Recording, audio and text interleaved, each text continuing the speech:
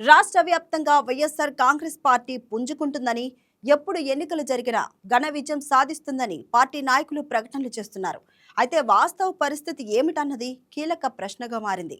2024 ఎన్నికలు జరిగి రెండేళ్లు దాటిన తర్వాత కూడా పార్టీ పరిస్థితిని సమగ్రంగా అంచనా వేసుకునే మెకానిజం వైసీపీలో కనిపించడం లేదు. ఇది పార్టీని మరింత ఇబ్బందిలోకి నెడుతుందని రాజకీయ విశ్లేషకులు అభిప్రాయపడుతున్నారు. ముఖ్యంగా నగరాల్లో పార్టీ స్థితి ఆందోళనకరంగా ఉందని థర్డ్ పార్టీ సర్వేలు సూచిస్తున్నాయి.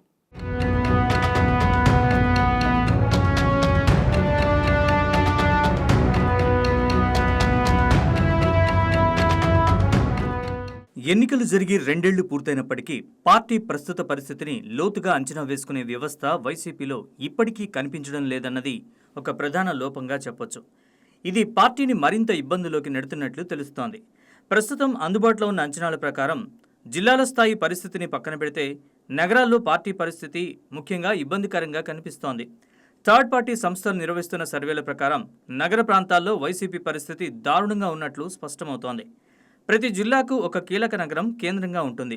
ఆ నగరాల్లో ప్రతిఫలించే రాజకీయ వాతావరణమే ఆ జిల్లా మొత్తం మీద ప్రభావం చూపుతుంది. అంతేకాకుండా పార్టీలోని కీలక నాయకులు ఎక్కువగా నగరాల్లోనే కేంద్రీకృతమై ఉంటారు. నియోజకవర్గం ఏదైనప్పటికీ రాజకీయ కార్యకలాపాలు ప్రధానంగా నగర కేంద్రాల నుంచే నడుస్తాయి. అయితే ప్రస్తుతం ఆ నగరాల్లోనే వైసీపీ బలహీనంగా ఉందన్న గణాంకాలు వెలుగులోకి వస్తున్నాయి. 1-2 నగరాలు మాత్రమే కాదు, దాదాపు అన్ని ప్రధాన నగరాల్లోనూ పార్టీ చురుకైన రాజకీయ కార్యకలాపాలు నిర్వహించడం లేదన్నది కనిపిస్తున్న వాస్తవం.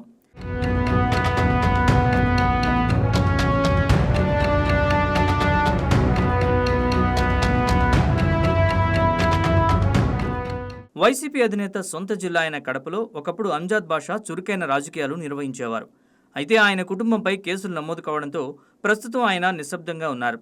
ఎన్టీఆర్ జిల్లాలో కీలకమైన విజయవాడలో కూడా ఇదే తరహా పరిస్థితి కనిపిస్తోంది. గుంటూరు నగరంలో కూడా ఒకరిద్దరు నేతలు మాత్రమే క్రియాశీలకంగా కనిపిస్తున్నారు.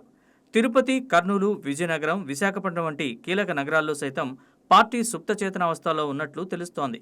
రాజమండ్రిలో మాత్రం మాజీ ఎంపీ మార్గాని భరత్ పార్టీని జాగ్రత్తగా ముందుకు నడిపిస్తున్నారు. అయితే ఏలూరు వంటి కీలక నగరంలో సమర్థవంతమైన నాయకత్వం కొరవడం పార్టీకి పెద్ద సమస్యగా మారింది. అనంతపురంలో నేతలు ఆత్మరక్ష ధోరణిలో పడిపోయినట్లు కనిపిస్తోంది. శ్రీకాకుళంలో అంతర్గత వివాదాలు పార్టీకి నష్టం చేకూరుస్తున్నాయి. నెల్లూరు నగరంలో రాజకీయాలు ఎవరికి వారే అన్నట్లుగా ముక్కలు ముక్కలుగా సాగుతున్నాయి.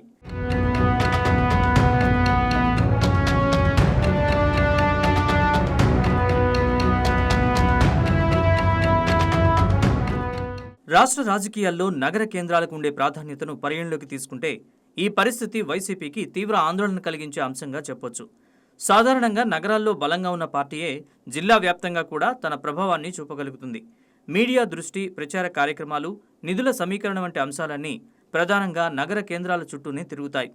ఈ నేపథ్యంలో దాదాపు అన్ని ప్రధాన నగరాల్లోనూ పార్టీ నిస్తేజంగా ఉండడం భవిష్యత్తు ఎన్నికల్లో వైసీపీకి ప్రతికూలంగా మారే అవకాశం ఉందని రాజకీయ విశ్లేషకులు అభిప్రాయపడుతున్నారు.